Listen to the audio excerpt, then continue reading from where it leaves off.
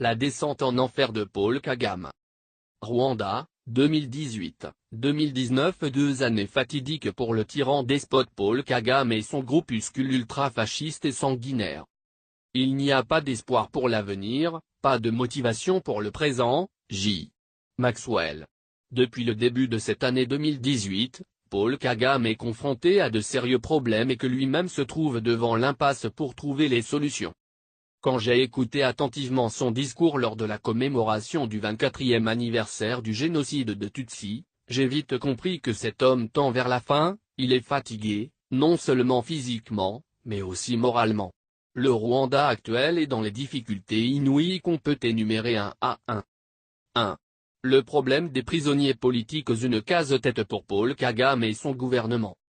Depuis le début de son premier mandat, Paul Kagame a utilisé les manœuvres politiques pour évincer ses adversaires. Les plus célèbres concurrents de taille sont Madame Victoire Ingabire en 2010 et Diane Rwigara en 2017. Ces vaillantes dames ont fait la une des médias internationaux et des rapports des organisations de défense des droits de l'homme depuis leurs emprisonnements par Paul Kagame. Jusqu'à présent, le gouvernement rwandais ne sait pas quoi faire pour effacer leurs histoires qui font l'objet de son critique par la justice internationale. 2. Le dossier de l'attentat contre l'avion du président Juvénal Habyarimana qui continue d'envenimer les relations diplomatiques franco-rwandaises. Depuis des années, chaque fois qu'on évoque ce sujet, Kagame devient dingue, paranoïa parce qu'il sait bien que le peuple français ne peut pas abandonner ce dossier. Les familles qui ont perdu le leur dans le Falcon 50 réclament sans cesse la justice.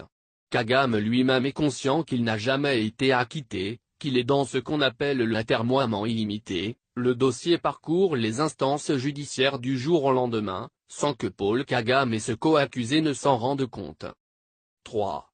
La présence et les massacres des réfugiés tutsis congolais sur le sol rwandais, un problème épineux pour le pouvoir à Kigali. Dans ses visées machiavéliques, pour contrôler toute la région, Kagame a voulu utiliser ses semblables, tutsis congolais et burundais, pour occuper les du Congo et le Burundi.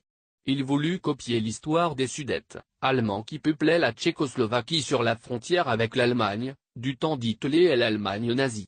En février 1938, Hitler a laissé entendre dans une allocution publique que le problème des Sudètes ne serait résolu que par le rattachement au Reich des régions où les Allemands sont majoritaires.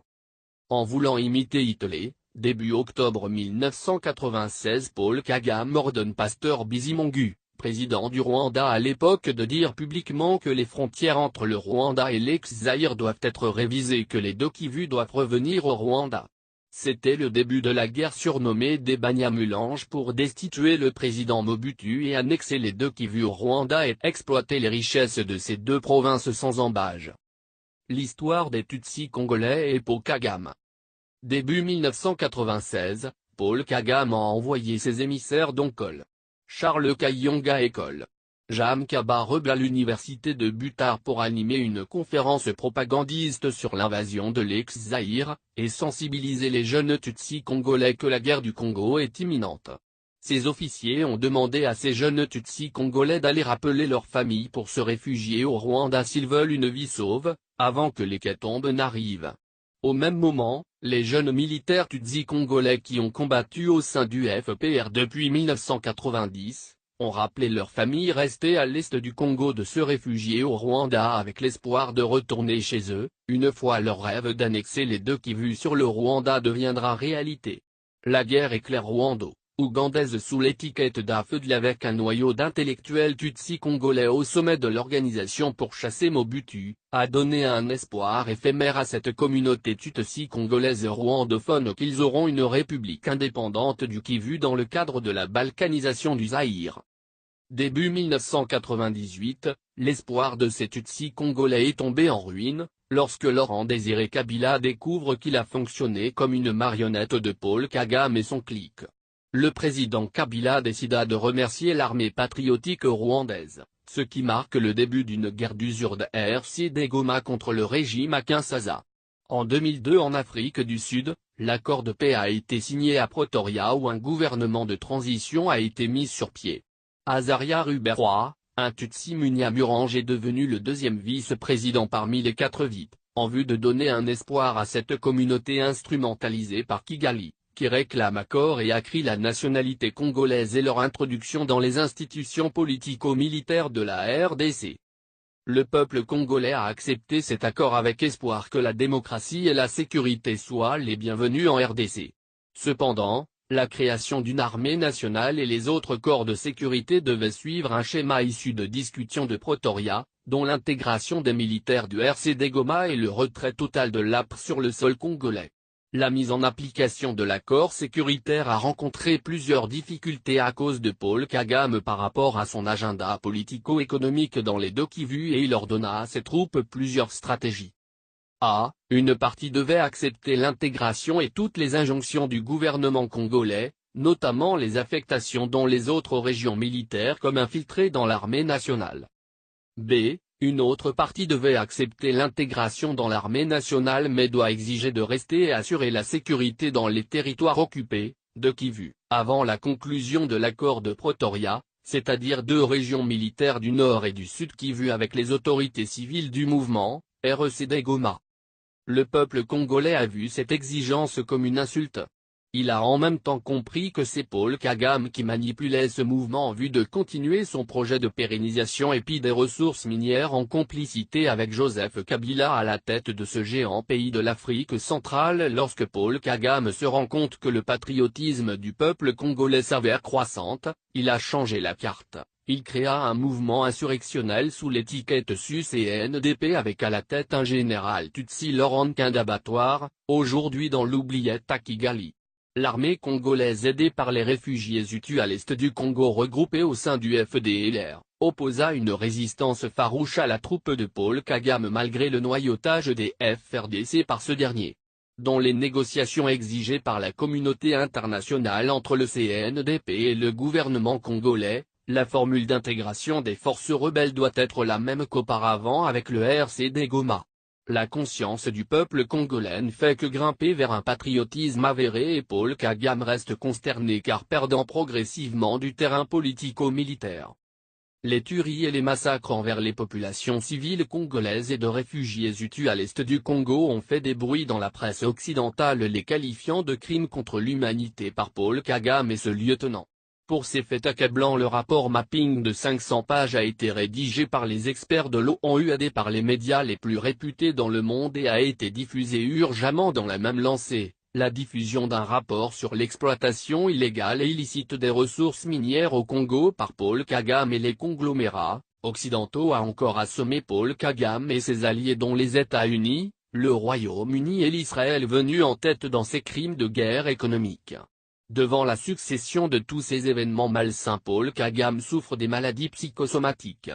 Il est devenu une paranoïa, le vertige de Meunière s'aggrave, l'insomnie rebelle aux hypoxies que le rend fou et il n'entend personne.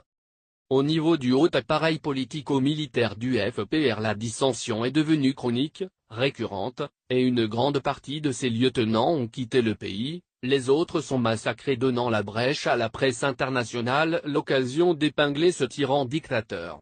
Comme l'histoire des Sudètes avec Hitler s'est soldée en échec avec l'effondrement du nazisme en 1945, aujourd'hui ces Tutsis congolais se retournent contre Paul Kagame ces 22 ans dans les camps de réfugiés sans issue. 4. La colère de la population de l'intérieur pourra nécessairement déboucher à une révolution populaire. Actuellement la majeure partie de la population est en souffrance, la faim et la pauvreté progressent au pas de géant, alors qu'il y a une frange minoritaire qui s'enrichit de façon illicite. Pendant la semaine de la commémoration du génocide, certains ont refusé de prendre les bougies allumées, les autres ont réclamé publiquement la reconnaissance des morts de leurs membres de famille assassinés par le FPR en 1994. Ces personnes sont actuellement poursuivies par la fameuse justice rwandaise pour ce comportement soi-disant négationniste du génocide de Tutsi, ce qui constitue un signe de manque de cohésion sociale dans un pays fragilisé. 5. La récente promotion des officiers généraux et supérieurs au sein du RDF a un bombe en retardement.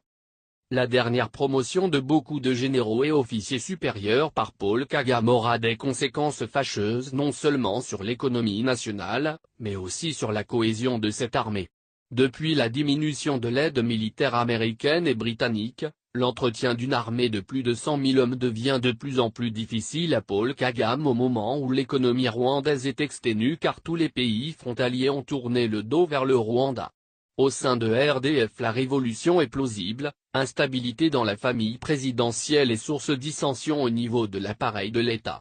Construire un culte de personnalité autour de sa personne, un secret systématiquement entretenu par la propagande, la falsification du passé, la dénonciation délirante des complots, des saboteurs et des traîtres, l'organisation des procès truqués, la liquidation physique d'adversaires politiques ou des personnalités tombées en disgrâce sont des caractéristiques permanentes de son régime. Comme Staline, Paul Kagame dans la promotion des officiers généraux, il entreprit de remplacer ses anciens compagnons de guerre par la jeune qui ne connaissent pas beaucoup son histoire et qui doivent l'obéir par un serment de fidélité. Cette armée comme instrument de répression du FPR et de terreur est devenue impopulaire. Certains anciens généraux de la première heure de lutte pour la libération sont tombés dans l'oubliette et sont devenus mécontents à côté d'un grand nombre de civils qui ont joué un grand rôle politique. Ce tyran dictateur a délibérément agi comme s'il est immortel et que la question de sa succession ne se posera jamais. 6. Paul Kagame et la justice internationale, un dossier lourd. Ces derniers temps les organisations internationales pour le droit de l'homme ne cessent de sortir des rapports accablants sur le non-respect des droits de l'homme et de liberté au Rwanda. En guise d'exemple on peut citer A. Le rapport du 28 septembre 2017 sur la répression politique post-électorale, AHRW, des opposants ont été arrêtés, harcelés ou soumis à des disparitions forcées suite à l'élection du président Paul Kagame. B. Le rapport du 13 juillet 2017 sur les exécutions extrajudiciaires dans l'ouest du Rwanda, AHRW, les forces de sécurité rwandaises ont procédé à l'exécution sommaire d'au moins 37 personnes de petite délinquance dans la province de l'ouest du Rwanda, Gizanyi, entre juillet 2016 et 2017. Les militaires ont arrêté arbitrairement et abattu les victimes. C. Le rapport du 10 octobre 2017 sur la détention illégale et torture de 102 personnes intitulé Nous obligerons à avouer.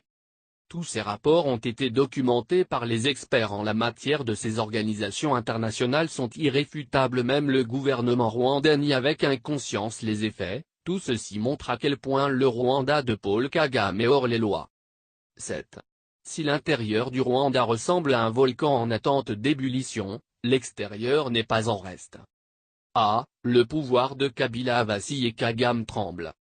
Depuis l'assassinat de Muzi Laurent Désiré Kabila, Paul Kagame et ses supporters occidentaux ont contraint à Joseph Kabila de laisser l'armée de Paul Kagame de faire ce qu'il veut librement à l'est du Congo, notamment les massacres des réfugiés Hutus et leurs semblables congolais dans le projet de la création d'un empire Hutu, ce qui favoriserait la facile exploitation des richesses de Kivu. Les populations sans défense ont été victimes délibérément depuis 2000 jusqu'en 2013 avec la défaite de M23. Une conscience assoupie du peuple congolais a commencé à se réveiller vers la fin du deuxième mandat de Joseph Kabila fin décembre 2016. Malgré les multiples sommations de la communauté internationale sur Kabila pour respecter les jeux démocratiques, ce dernier est resté intransigeant. La récente mobilisation de la communauté laïque congolaise avec les partis d'opposition a affaibli le régime Kabila et la fin de son règne est proche. L'alternance politique prévue fin décembre 2018 semble devenir une réalité. Si tel est le cas, la future classe politique bien organisée autour d'un vrai patriotique congolais pourra introduire le Rwanda de Paul Kagame en justice avec réclamation des réparations sur les tueries des populations et l'exploitation illégale des richesses congolaises. Devant cette imminente situation, Paul Kagame ne sait pas à quel diable il doit se confier. Il commence à prononcer des discours sous forme de testament. B. Vers la stabilité et la cohésion sociale au Burundi voisin, une menace pour le Rwanda. Depuis l'échec du coup d'État du 15 mai 2015 contre le président Pierre Nkurunziza, fomenté par Kigali, les relations entre les deux pays se sont dégradées. Comme il avait procédé avant l'invasion du Congo en 1996 en rappelant les Tutsis congolais rwandophones au Rwanda, Paul Kagame a demandé aux Tutsis burundais avant le coup d'État du 15 mai 2015, les installant dans les camps de réfugiés au Rwanda. Les hauts cadres et les officiers ont été installés dans les villas luxueuses à Kigali. Depuis presque 3 ans, Kigali a toujours fomenté des mouvements rebelles contre le pouvoir de Bujumbura afin d'y installer un homme de son obédience. Malheureusement, tous ces mouvements n'ont jamais eu un écho favorable de la population burundaise.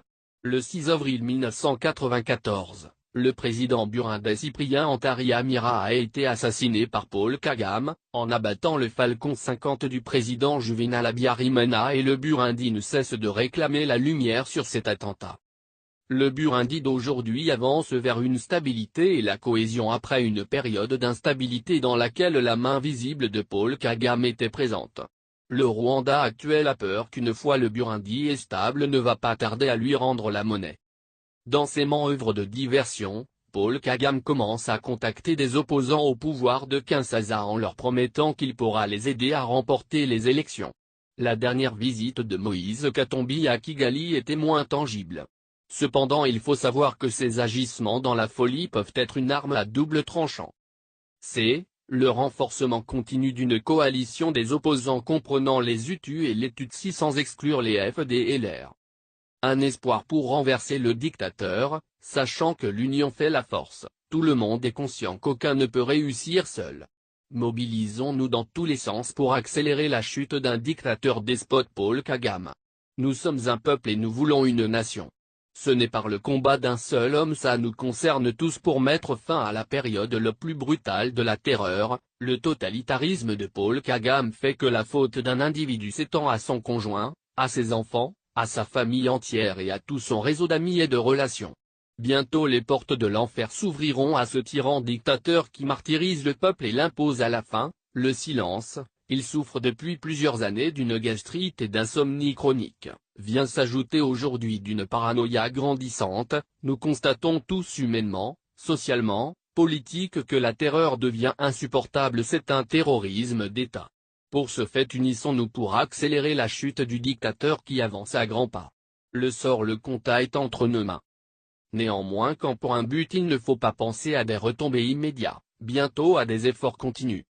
La patrie ou la mort. De passage à Paris. Dr Jules Muyosi.